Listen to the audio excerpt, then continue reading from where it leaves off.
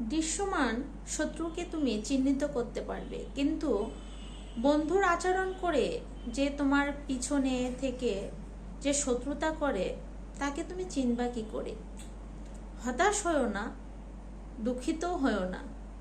জীবনে সে হয়তো অনেক বড় কিছু করতে পারবে না, অনেক বড় সফলতা তার জীবনে আসবে না, অথচ দেখো কি বোকা সে। তোমার ক্ষতি করতে গিয়ে সে নিজেই নিজের প্রতিভাগুলোকে হারিয়ে ফেলছে। দেখো, তোমার জন্য কিন্তু তোমার কিছুই করতে হলো না। সে হারালো তোমার মতো একজন ভালো বন্ধু, নিজের মধ্যে থাকা প্রতিভাগুলো যেগুলো সে একটু একটু করে প্রকাশ করে সুযোগ করে দিতে পারত অনেক কিছুর ভিতরে। ক্ষতি কিন্তু তারই হলো। তাই বন্ধু বেশি শত্রুগুলোর খোঁজ না করে তুমি তোমার লক্ষ্যে দিকে এগিয়ে যাও, কর্ম করে যাও, সফলতা তোমার আসবেই। এটাই প্রকৃতির নিয়ম। দিন শেষে সবাই ভালো থাকে।